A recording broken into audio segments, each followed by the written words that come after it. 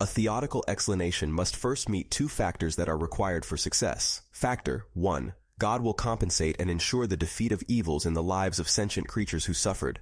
Factor 2. God will authorize evils if they can be defeated. According to Chisholm in The Defeat of Good and Evil, the thesis of defeat is this: an evil is defeated when it is integrated as a constitutive part of a valuable composite whole that not only outweighs the evil, but could not be as valuable as it is without the evil. In that instance, the evil remains evil in its own right, but it is defeated, since it is made to be a good-making, non-regrettable part of the whole. A theodicy mostly refers to a positive explanation that serves as the justification for authorizing particular evils. A purely logical account of the coexistence of God and some evil takes an exceedingly modest approach. Chisholm notes that while we don't usually apply the defeat condition in human ethics, we do typically apply it to aesthetic agency in the realm of art. In artistic pieces, we are often accustomed to admiring artists who include aesthetic evils, ugly elements, in their work, with a view toward defeating them by means of a beautiful larger whole. One reason this can be done is due to the aesthetic freedom artists have, since the characters and narratives they paint are fictional, so it becomes morally fitting for them to do this. However, with humans this cannot be ensured. So this allows us to ask why God, unlike non-divine creatures like humans, would be morally justified and free to take the aesthetic pathway in creation. The most plausible view is that, even though the kinds and distribution of evil would not exist because they are necessary in the absolute sense, they are nonetheless ultimately defeasible, and God can ensure their defeat in the end. Theodicy, situated within a defeat axiology, implies that the circumstances are less important than the meaning a creature creates out of such circumstances. No evil comes into existence with ready-made meaning. This is why evil looks so gratuitous, because the supposed meaninglessness is actually because the suffering is meaning pending or meaning awaiting. This means that the evil has yet to be integrated into the positive meaning-making process of the creature that fell victim to it. This way of viewing things has been famously championed by the late Marilyn Mccord Adams. We also find the study of meaning-making in the famous work of Viktor Frankl, the Holocaust survivor, which later went on to become its own form of psychotherapy used in a variety of mediums of healing. This is primarily an agent-centered approach to God-justifying norms.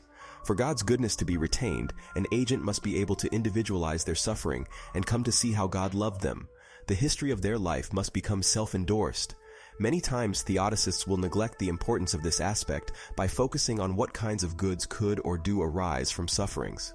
The issue is that it doesn't do any good to the individual if that person views their life being worse on the whole, even if somehow they contributed to some great good in future.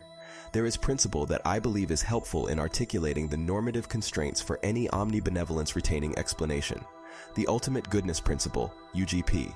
For any S can be instantiated by God if and only if S permanently bears the axiological status of being good on the whole at some time t. Just like the defeat condition, the UGP relies on a value wholes paradigm, meaning it's not a matter of balancing off value parts, since the parts can take on different values than the whole, but the value of the entity on the whole. The UGP not only applies to creatures who suffer, but entire worlds and states of affairs that God desires to actualize. This is relevant to the project of theodicy, since any theodical explanation must be omnibenevolence retaining. A theodicy resembles a narrative that holistically provides a benevolent justification of some set of facts. However, we must be aware of how we are judging the success of such an explanation when doing a Bayesian analysis on rival theories. The goal is to have the theodical story successfully screen off the disconfirmatory power of some instance of suffering. Thus, I will be judging any theodical story S in terms of how probable it is relative to theism. To do this, I have 6 conditions that any S must satisfy to meet the scrutiny of its task. Let E be some instance of suffering. Let S be some theodical story. Let Y be the violation of the UGP, and let T be theism. Consequently, you get these rules. T and S are relevant to each other. The probability of S does not equal 0. E doesn't decrease the probability of SS entails not Y. E is a subset of T and S. The probability of E given T and S is greater than the probability of E given T and not S. If a theodicy is able to satisfy these 6 rules, the theodicy can be said to successfully screen off, or mostly screen off, the disconfirmatory power of E. In doing so, a theodicy is able to save T from a substantial probability decrease. The essence of E being more expected on a rival theory like naturalism is that E entails something that is in tension with theism.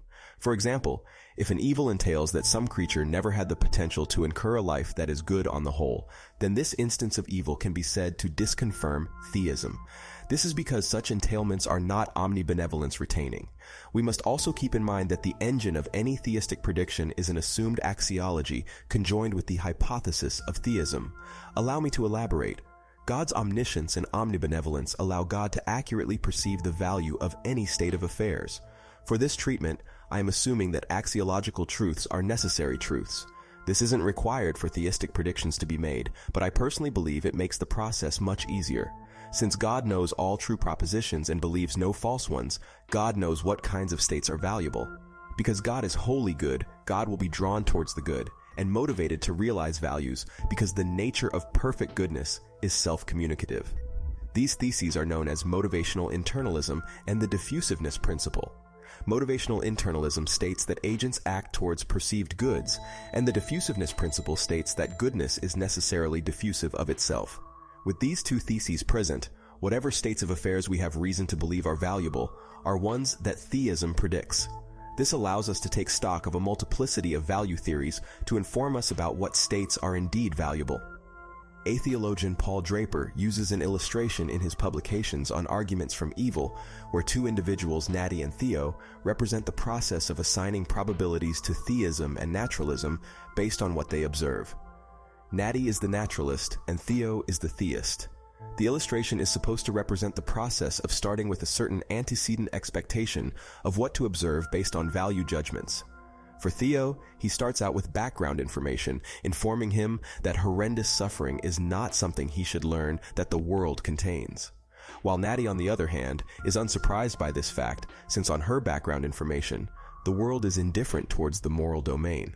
Thus, horrendous suffering is more expected on naturalism than theism.